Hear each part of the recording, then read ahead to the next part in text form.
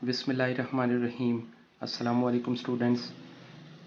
Babylonian civilisation आज का हमारा टॉपिक क्लास 6 चैप्टर नंबर 1 और सब्जेक्ट हिस्ट्री है। कुछ स्टूडेंट्स की तरफ से कमेंट आते हैं कि हिस्ट्री का जो टॉपिक है उसे क्वेश्चन आंसर टाइप से एक्सप्लेन किया करें, तो मैं कोशिश करूंगा कि इस दफ़ा बेबीलोनियन सिविलाइजेशन के अंदर हम कुछ स्क्रीन पे क्वेश्चन और आंसर प्रॉम्प्ट कर दिया करें ताकि आप उनका स्क्रीनशॉट लेकर अपना जो क्वेश्चन है उसे आप क्लियर कर सकें। जैसा कि हम रेगुलर अब इसे स्टार्ट करेंगे तो साथ साथ में क्वेश्चंस भी ऑन स्क्रीन आपके सामने आंसर्स के साथ आते रहेंगे। Babylonian civilisation thrived the already existing Sumer civilisation.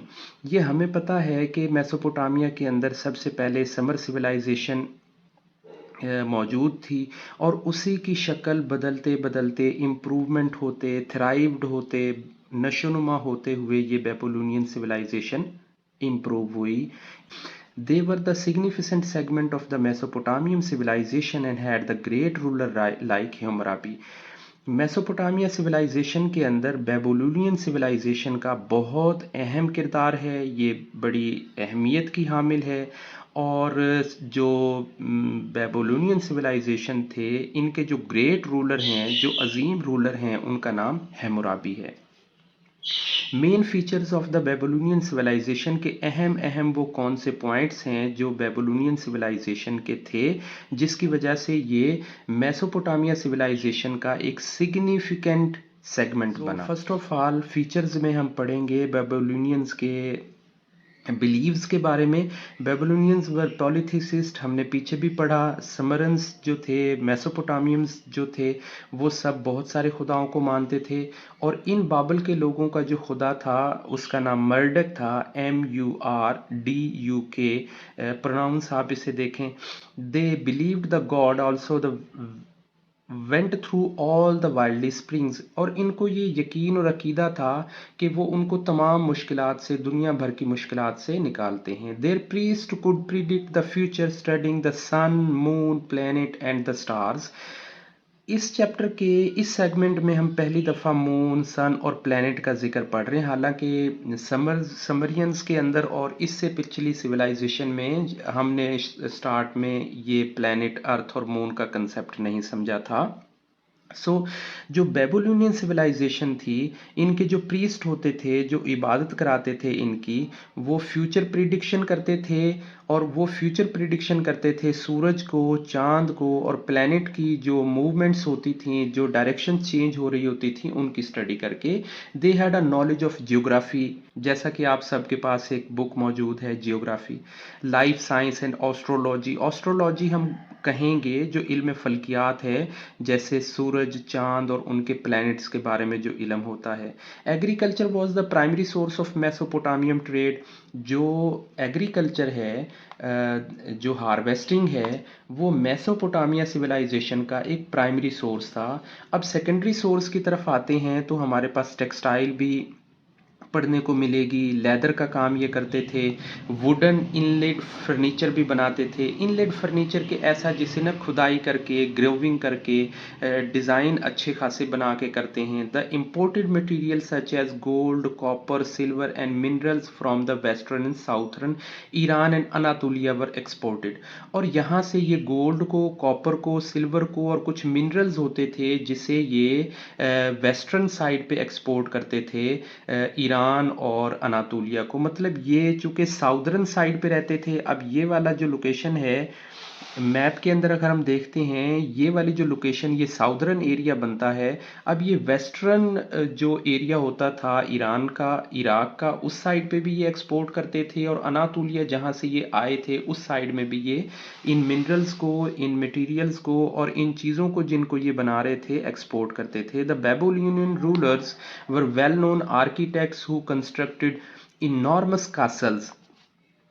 Babylonians जो रूलर थे, ये जो आर्किटेक्ट का नॉलेज था इनके पास बहुत अच्छा था और जिसकी वजह से इन्होंने बड़े शानदार कासल्स जो थे, किले जो थे बनाए थे। अब इन कासल्स के अंदर हम ये देखते हैं कि हमारे ओल्ड हिस्ट्री के जो 7 वंडर्स हैं उनके अंदर भी हमें देखने को मिलता है कि जो हैंगिंग गार्डन था बेबीलोनियंस का, वो आज भी मौजूद है। और वो इस बात की समझे अक्कासी करता है, वो इस बात की रिप्रेजेंटेशन करता है कि इनके पास आर्किटेक्ट नॉलेज था, उस वक्त इन्होंने इनॉर्मस कैसल्स बनाए। नेक्स्ट मूव करते हैं, पेज नंबर 9 है contributing of the Babylonian civilisation के। जो बेबीलोनियन सिविलाइजेशन है उसने हिस्ट्री के अंदर क्या चीज़ें कंट्रीब्यूट की, कौन कौन सी चीज़ें ऐड की। नंबर 1, इन्होंने व्हील इन्वेंट किया। नंबर 2, इन्होंने a day into the 12 hours the light and 12 hours the darkness, यानी 12 घंटे इन्होंने दिन पे डिवाइड किए और 12 घंटे इन्होंने रात में डिवाइड किए। The further divided each our into the 60 minutes, और यहाँ तक कि इन्होंने मज़ीद 1 घंटे को 60 मिनट के अंदर डिवाइड किया। ये इनका सेकंड कंट्रीब्यूशन था। थर्ड कंट्रीब्यूशन को रीड करते हैं तो दे डिवाइडेड अ ईयर, इन्होंने एक साल को डिवाइड किया इनटू 12 लूनर मंथ्स, चांद के 12 महीनों में, विद 29 एंड 30 डेज, जिनके 29 या 30 दिन हुआ करते थे।